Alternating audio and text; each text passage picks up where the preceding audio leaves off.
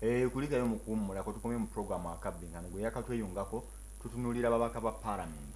era ng'omugo tuba okusonjola abadde Kiddu Makubuya ebintu ebimugendedde bulungi oba gwe obiraba otya teesa naffe ng'ogenda ku Facebook onoonye Bukedde TV akabbinkano oba ogende mu ssimu yo wandike SMS owandike ekigambo akabbinkano olekewo akabanga oteese oweze ku 8338 kaakati tuvuddeyo wa Kiddu Makubuya ne tugenda e Bukomansimbi Woman MP Susan Namaganda ono mubaka mukulu Kateregga oli njagala onkubire tochi mu kyalo oyo ne tubalirire ku budde mpaze okudeclaringa interest nti omukyalo ono district gyakiikirira mwe banziika embali kitasa kumpi awo ne town council Bukomansimbi n'olwekyo y'omu ku babaka ogimanyi bulungi omubaka ono kyenyinza okumwogerako ekitono nti bukyajja mu parliament ng'ate nange embeerayo simuwulirangayo ng'ayogedde ekigambo simuwulirangayo ng'awadde yadde point of information siwulirangayo nga yadde akolodde waliwo ababaka waakiri abakuba endebe sipiika n'abavuga nti honorable Gundi sirikako yadde bebaga nti sirikako oba nti honorable Gundi tofuluma tumale okukuba akalulu oyo honorable ani gw'onyonyola ono ye woman MP waffe mukyala Namaganda wa Bukomansimbi so mu mbeera eyo omubaka oyo y'omu ku babaka abatono nina ababaka be nali manyi mu NRC abaali bagwa mu ttuluba eryo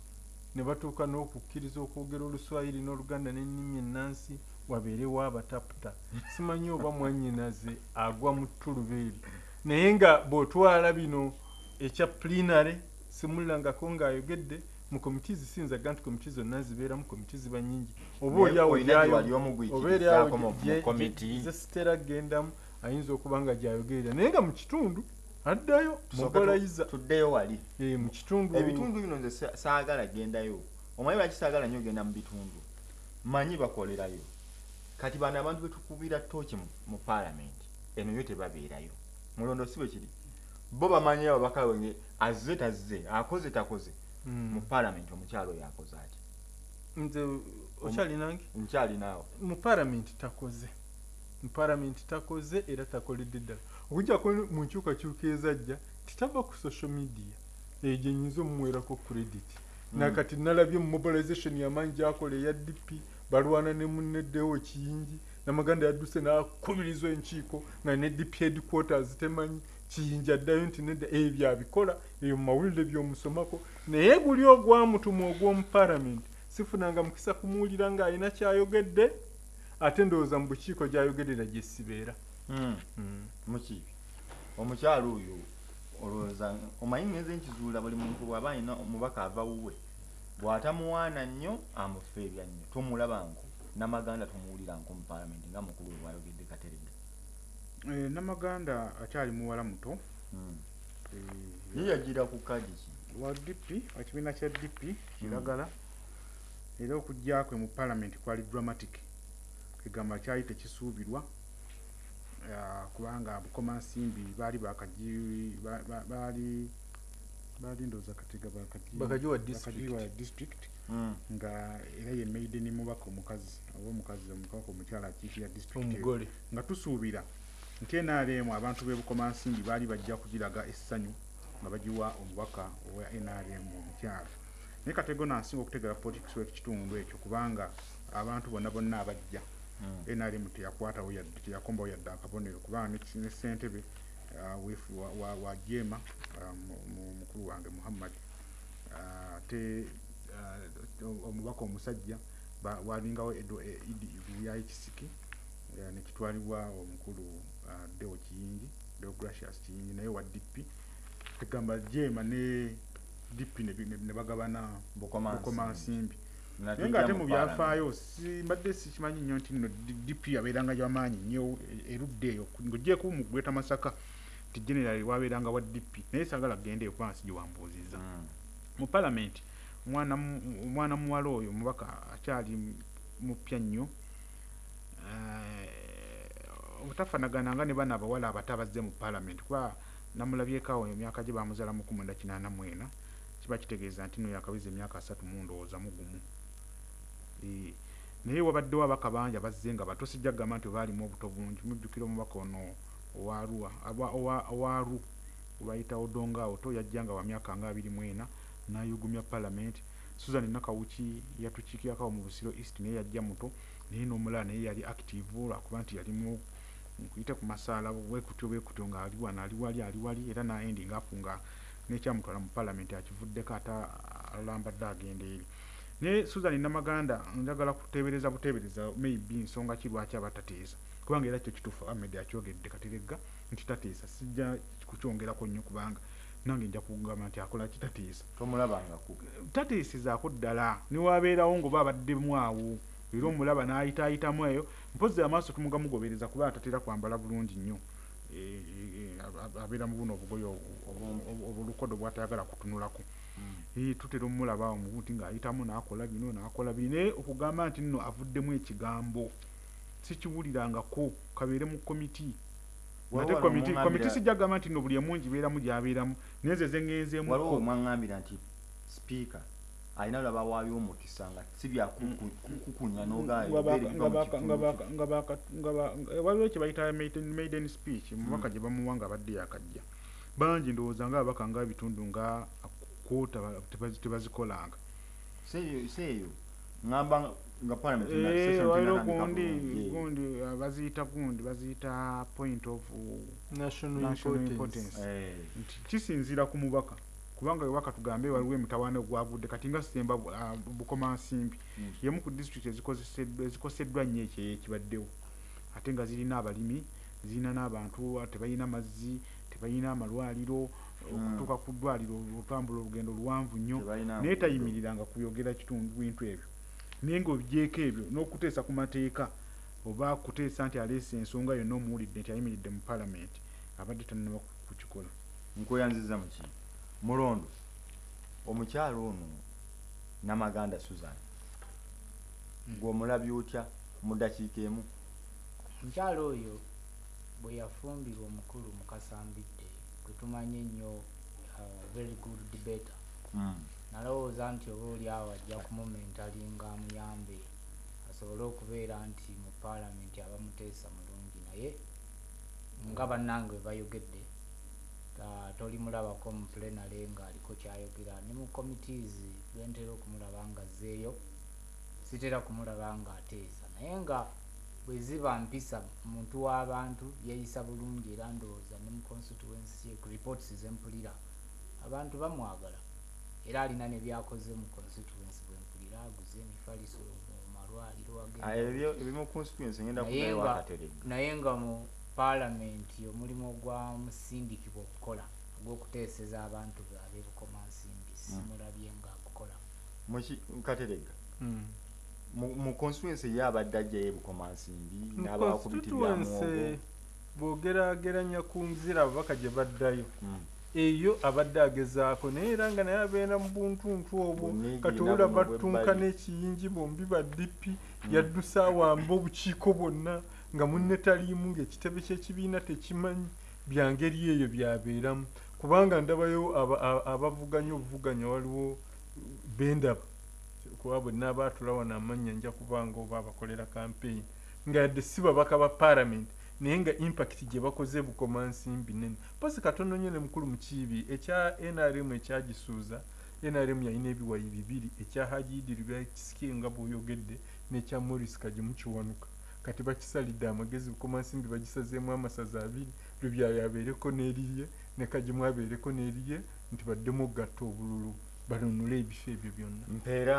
Susan omukyalo oyo Namaganda Namaganda nja muwa olw'okuba ayinako kali ako okuddako eka nja muwa 35%. Akeeka kati tukamaze asatu mumpeera aka palamenti akokuteesa konna akawamu Kateregga nja muwa 10 ku buli 100 naye bwe tugatta kuba bulijjo n'abalala bonna tubagatte iza 35 ku buli 100 ayina mu 10 section omuwadde mmeka kale twale bwentyo kale section ya prime eri comparison zonna ndozo section etwala ntono etwala ya 3 out of 30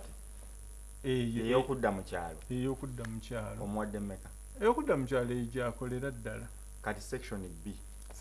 B muwadde 10 Mulondo Susan Susan muwe Max mu parliament okugatta awamu muwe parliament yo kakuba mu kyalo temubaayo nja kumuwa 20%. Max zammwe zinemye okutegeera oli azza gambye simuwuliranga kabantu badde mubawa 5 wano 2 olwokuba naye abaayo manyine physical presence nakyo kuba omukulu nangambye mpozi obusikaati obusikaati obwayamba attendance ye nnungi abeeramu n'omulaba muki mu parliament section B olwawo okulaba nanze njazigatamu namaganda bamwanguye okumuyisa okugenda mu kibiina yetaaga kuddayo wansi mu kibiina akiveemu olina gwe wagamba nti yani badde akyali kukuba masimu waba ali mu P6 ye yetaaga kumuzaayo mu P5 naye ne bamutuuza mu maaso kubanga teyetaaga nakutuuza mabega alina failure yetaaga kumuzaayo ate atuulaawo mu maaso naye noona era zamuwadde eba F mwena mumuwadde F addemu yeetegereze ono ogambye bwaba mu P6 adde mu P5 ayinza n'okudda bwe ntwala olulimi lwa muganda wange ayinza na bino ebya district mani MP okubireka n'agenda n'abeera district council ate asobola okufunirayo ddala ekifo eky'amaanyi ayinza okufuuka speaker wa district council oba deputy speaker. Tuvuddeyo mukwano gwange mukasambidde ndowooza ebintu obiwulidde bulungi bwe bitambudde tugendeko ewa Bukoto Central ani akiikirira Bukoto Central Kiwe Edward Kiwanuka Sekandi vice president mukibi lwaki tomuyimba muno otandika omusensula omukulu oyo mutandikeko omukulu omutoki mu parliament omanyi tutwala obudde mwami Edward Kiwanuka Sekandi natandika omulaba mu parliament nga yakulira akakiiko ke bayita ligo and parliamentary affairs yali mu parliament ey'omukaaga era ebiseera ebyo nga ababaka ba parliament balina kye bayita backbench speaker nga bamuyita backbench speaker yate nga amyukibwa omwekitiibwa Ben Wacha abo bombi nga bamaanyi nnyo omwekitiibwa James Wapakabulo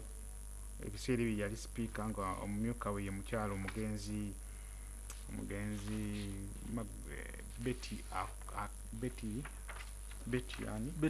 Betty Okwi yali omumyuka wa speaker. President Museveni n'agenda akola ekyenjawulo ekyali kitasuubira ekiseera ekyo n'asalawo nti nno alonze mwami Wapakabulo okubeera National Political Commissar. Ekifo kya speaker ne kifoolinga vacant. Ne basalawo ne baleeta NRM n'ereeta mwami Francis Ayuma okubeera speaker. Abaka bano ab'oludda olwa backbench ne basindika nnyo okulaba nti mwami Sekandi afuuka deputy speaker era bw'atyo n'ali ekifo kya deputy speaker. Ndowooza alinga 99 awo bw'atyo. Naye yali w'amaanyi nnyo nga mubaka wa parliament nga backbencher nga talina kifo kya speaker. N'abeera very wonderful chairperson nga legal brain buli kintu kyonna owekitiibwa James Wapakabulo ekyabanga kimukaluubiridde ng'akijuliza ewa Ben Wacha oba Sekandi ebiseera ebyo. Walingawo n'omubaka nga bamuyita Benedicto Mutyaba eyali akiikirira Makindye East abo nga baakabi nnyo ebiseera ebyo. Era mwami Sekandi nga tumwenyumirizaamu nnyo kubanga yakyamusanga parliament naye ng'ate si ye muteesa ono akyamuukiriza nga olaba Kennedy Kyamuzi naye ng'ajja n'ensonga era nga parliament waayimuka okwogera sirika yokka speaker teetaaga nabaga nti banne musirikeeko nga bamuwuliriza kubanga yalinga muteesa mulungi nnyo. Naye okuva lwe yafuuka deputy speaker okutuukira ddala mu 2011 President Museveni bw'amulonze okubeera vice president tapafominze nga bwe twali tumusuubira era kizibu kale okumuleetinga nga MP kubanga yali tateesa nga speaker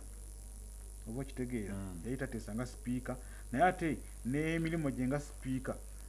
tumukubamu ebituli kubanga alina ebintu bingi ebimu ebiwerako bye yateesa oba bye yayisa nga speaker wa parliament ne bireetera parliament obuzibu ne bagitwala ne mu kkooti yabiyisa abeeranga avunaanyizibwa kubanga okubiriza obubi parliament katugambe ne bagamba nti ababaka basazeewo ku nsonga eno naye bwe batenna kusalibwako those in favor say aye, to the contrary no. Abagamba nti nno kiyise mugambe ye, abatagamba nti tekiyise mugambe no. No ne basinga obungi naye gwe nogamba yes have it. Ye yali enkola ya mwami speaker sekandi. Naye kasabeera nga alina position ye ne bagamba those in favor say aye, to the contrary no. Ne bali bagamba no ng'agamba yes have it ng'ekyo kigenda mu maaso. Kati emirundi emirala nga ebintu ebimu parliament oluusi eyisa amateeka nga tegayina nga babaka tebabeera mu parliament. Olulala nga babaka etteeka lyali eryokukyusa referendum lyali lya mwami Ayume, mwami Sekandi yayisa lyali lya constitution bakyusa mu constitution abo batere baseemu ebyekisanja ebyo. Waliwo parliament yali section ezisinga abamu ng'ogyeko wali ewasembera ddala kukyokusaamu ekisanja ekyo ababaka baba 2 million kwolwo balina bonna baggwayo. Naye mulimu section ezimu ababaka be bataalimu ekibanga etteeka lyayita ne bagenda ne beera challenge mu parliament. Kaakati mukibi akati wano wafuse kino ekisanja nga si ye speaker akomyewo gino 5 gye tuli mu kukuba gye tusiibula. Omulabye otya nga omumyuka wa president government muzibu oluusi okuleetinga nga speaker party ejjakulanga omubaka wa parliament yeri nga tannafuuka omumyuka wa speaker n'oluvannyuma n'afuuka speaker. Naye kati olwaleero ebbanga eryo lyabadde nga performinga nga deputy speaker ne speaker abadde n'obuzibu eri mu constituency nga alwana bulwanyi okudda olw'okubanga abantu badde bamula nti taperforminga bulungi ne performance ye mu parliament nga ku level ye. Mwami Sekandi y'omu ku basajja abaasooka okusoma amateeka wano mu Uganda, yaliko omukulembeze wa director wa LDC, yaliko mu office ya Attorney General mu ebifo ebyo eby'amaanyi. So wani musubidde nti y'omu ku basajja abamanyi amateeka ate era abatalina nnyo kibeeguya nti kakole ekintu ekikyamu bamuwe ssente kubanga ayagala ssente akoze mu bifo eby'amaanyi nnyo n'olwekyo yandibadde nga ssente tezikyakola tomusubira kuba nti zimumalako. Ne performance ye ng'omubaka wa parliament abantu b'ekyannamukaaka ekitundu kyakiikirira ekyo kya Bukoto Central tabakiikiridde bulungi nnyo mu nsonga z'ebyamateeka periodi zino eziddiridde.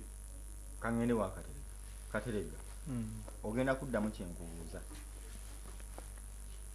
nkubira ttooki mu mukulu Edward Kiwanuka Sekandi emyaka gino 5 nga si ye speaker. Mukulu Sekandi emyaka gino 5 nga speaker nze natandika okukavaringa parliament ndowooza okutandika ne NRC nga mu 93 tubadde ne ba vice president bangi sirabangayo vice president ali regular mu parliament kumpi nga buli lunaku abeerawo nga Sekandi kuba Kiseka namulaba Specials ne mulaba Gilbert Bukenya ne mulaba vice president ali regular nga abeerawo mu parliament. Information ate ndowooza mukyala Specials ebiseera bino ze yabeeranga lead of government business. Yabanga lead of government business eri mu cabinet wano prime minister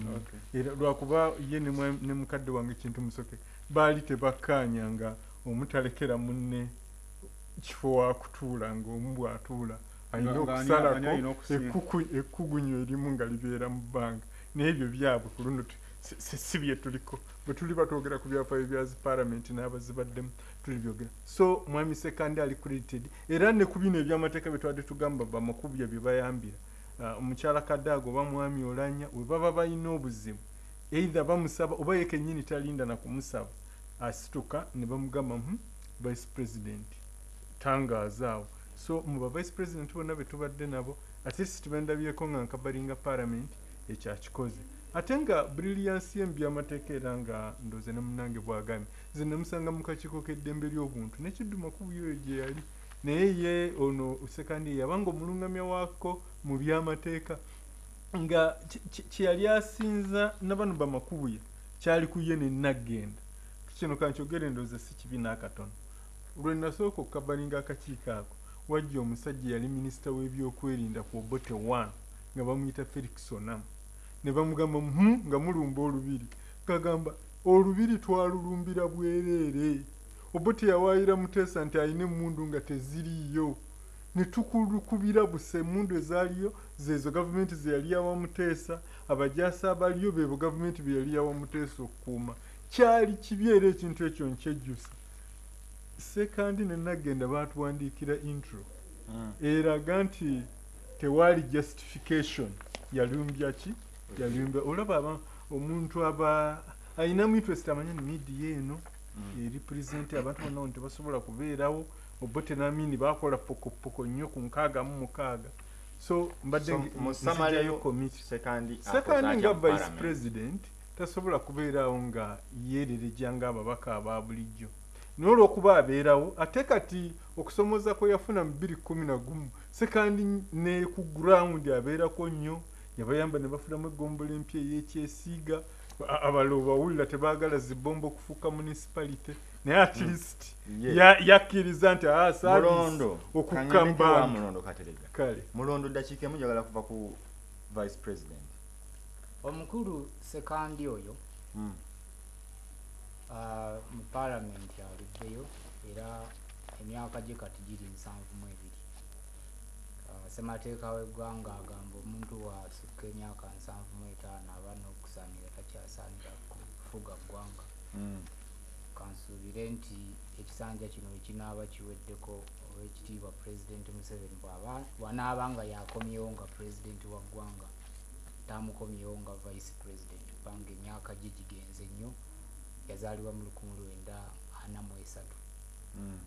Naye bwe ŋŋenda ku ngeri gy'akozeemu mu paalamenti